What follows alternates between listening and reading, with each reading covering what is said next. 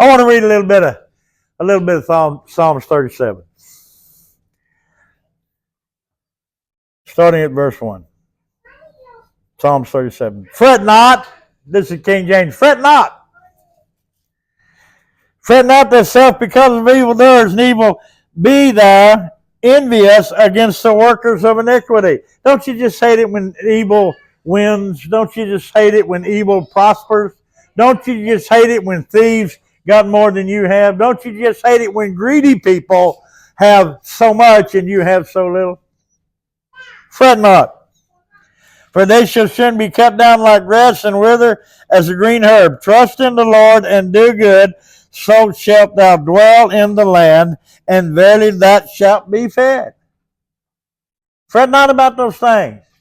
Fret not about looking around at the evil going on in the world. And I tell you what, we can see a lot of it every time. All you got to do is turn the TV on. You want to quit seeing evil, turn your phone on.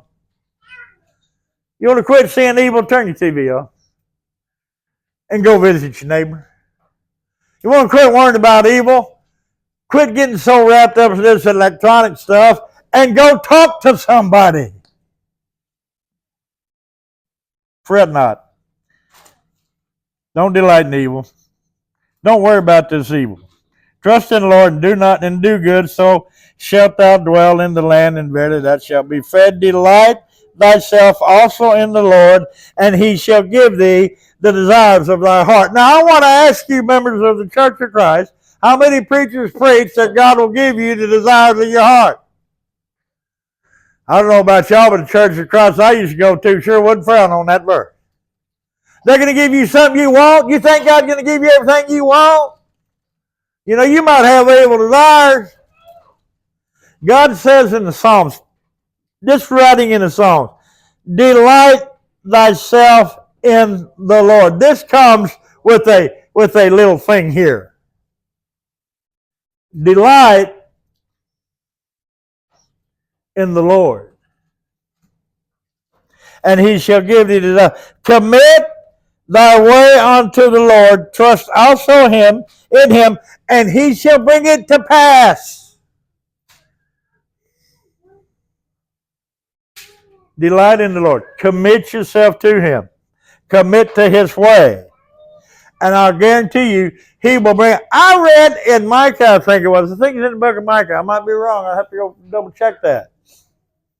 That God said, you know, y'all really kind of cheat me on my tithes a little bit. This is an Old Testament, you know, that's what Mike is. And he said, you know, let me tell you something. If you will tithe, God says, if you will give me the tithe, I will bless you tenfold.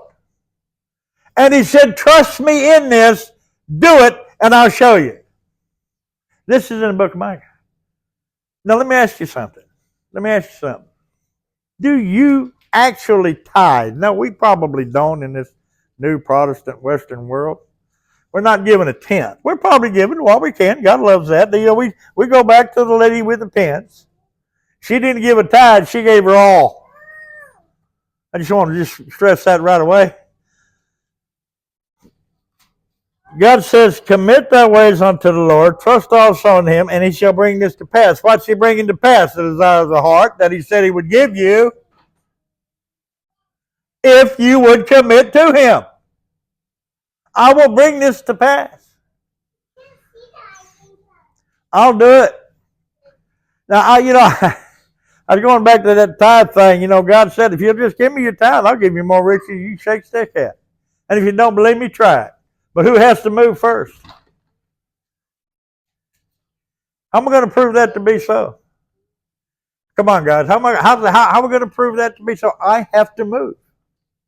I have to do and commit and trust in what God said and move toward that. He said here, delight in me. Let the delight of your life be me. And I'll give you your heart's desire. Commit to me. Commit thy ways unto the Lord, trust in him also, and he shall bring this to pass, and he shall bring forth the righteousness as the light, and thy judgment as the noonday. Why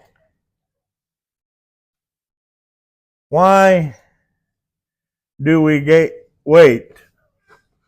Why do we have to have God prove himself to us? Why do we have to do that? You know, you remember in the New Testament what they say, show us a sign. How many times have you heard people say this? God ain't done nothing for me. How many times have you heard people say that one? I prayed to him, he didn't answer my prayer. God ever tell you no? You ever prayed for something and not get it?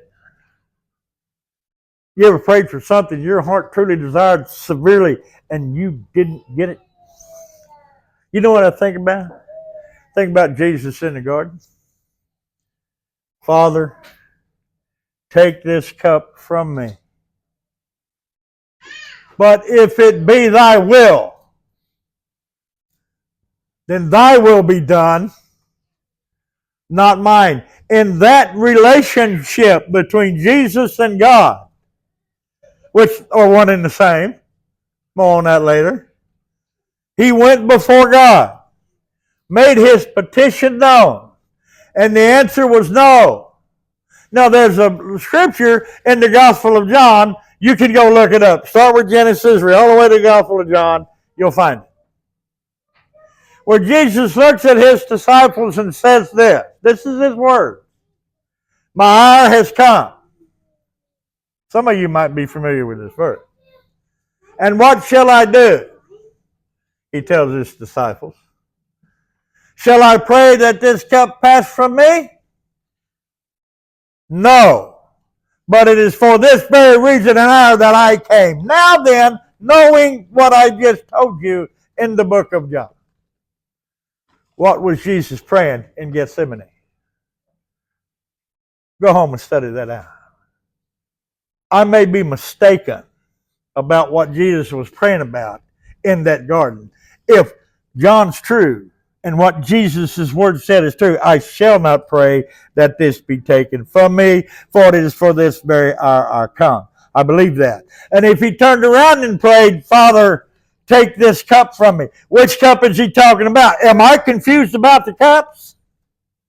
I don't want you to be confused about God giving you the heart, your heart's desire, as long as you understand in that is a commitment to God.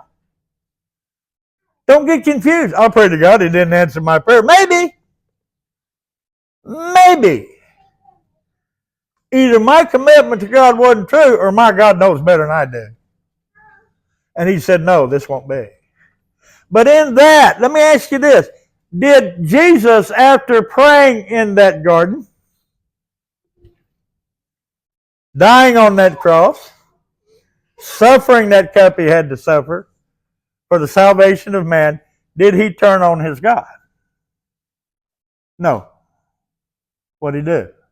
He loved his God. That's the part about your will be done, not mine. In every relationship, there's a leader and a loved one who follows. Which am I? Do I want to be the leader of God or let God lead me? How's this relationship working? If I commit myself to God, as Psalms 37 is talking about, if I delight in him, if I commit thy way unto the Lord, trust also in him, and he will bring these fresh, it shall bring forth righteousness and light. If I humble myself before God, let him lead, and when he says no, Elvis, it's okay with me. It's okay. Let me ask you, wives, when you ask your husband for something, he says no. How's that work for you? Not good. How about if your God says no? Is that okay with you? It's going to be okay. Why? Because I've elected God to be my leader. I've elected God to be my Lord. Husbands, when you want something and your wife says no, how's that work for you? Does the relationship fall? between your husband and your wife because of such things? No. Why? Because the love's greater. The love's greater. This will not be a deal breaker in our relationship, Father. It will not be. If my Father says no, then the answer is no, and that's okay with me. It will not affect our relationship because He is my God, and I believe in Him. So when I go to God and say, God, is this sin? And He said, yeah, sure is, though.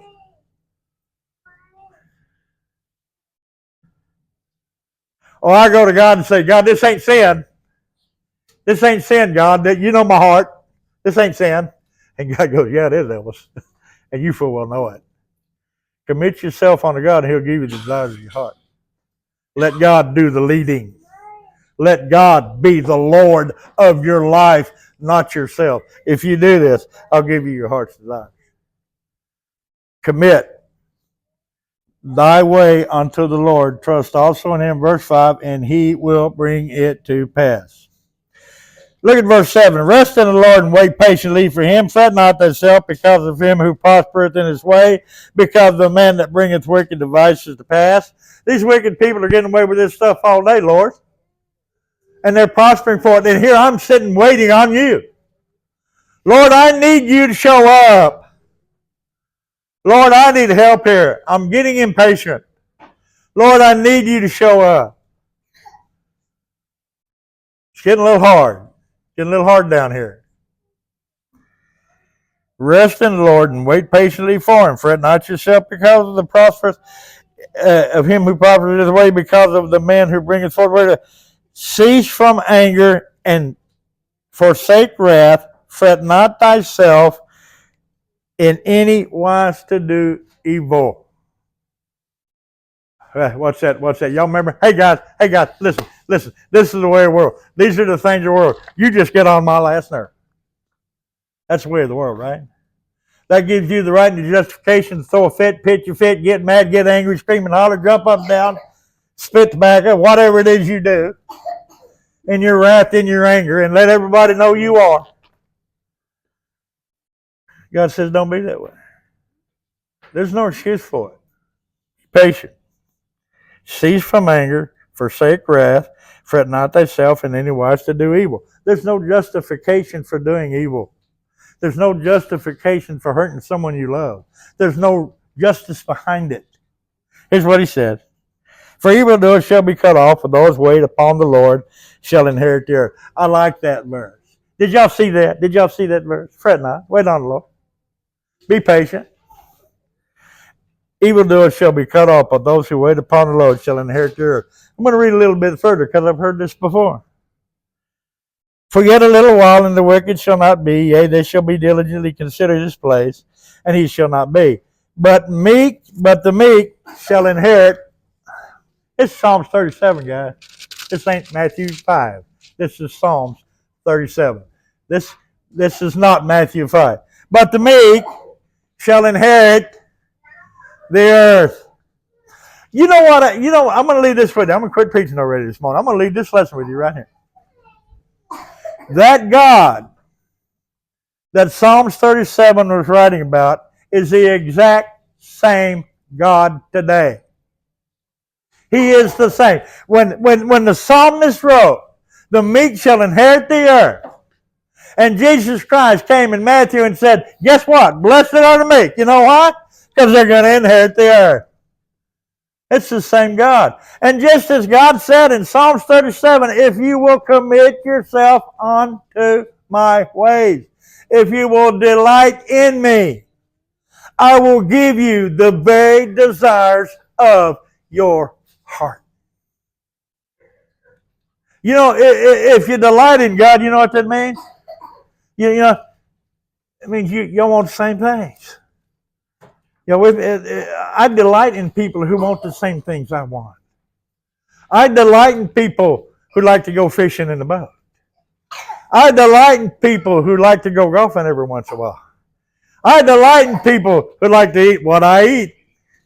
I like people of common likes. My question is, do I delight in God? Is His delight in mine the same? Do I delight in righteousness? Do I delight in the love of my neighbor? Do I delight in offering to others that which I have to help them along? Do I delight in that? Well, really, no. But then guess what? Me and God, we ain't going to be delighting in one another. Delight in me.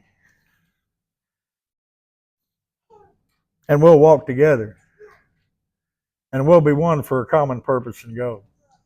As Jesus Christ and His God is. And that God of that day, that's where God is the same today as yesterday. That's where God's the same.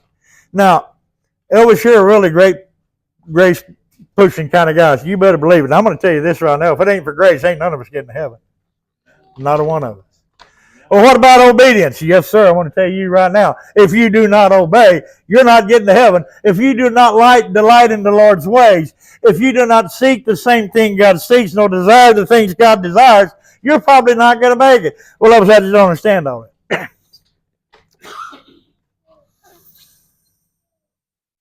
If there's nothing else you can do but this, that's trust in Him and obey, then do that. Not even knowing why you're doing it, but at least trust in Him. I like to trust and obey. Well, if that's all you got, start there. I like what Jesus told His apostles. When you've done everything it is you're supposed to do. You know, He told that story about which one of you, having a servant, would go to that servant and say, very good, very good. Go ahead and get yourself a shower there, old boy. You've done a good job today. Go ahead and eat. Go ahead and eat and relax. You've done a good job today. How many of y'all would do that? Not one of you. Y'all would do this. This is what you usually do it. Go get my meal, get it together and make it ready, set it before me that I may eat, and then afterwards, after you've cleaned up, then you can go eat. That's the way you would do that.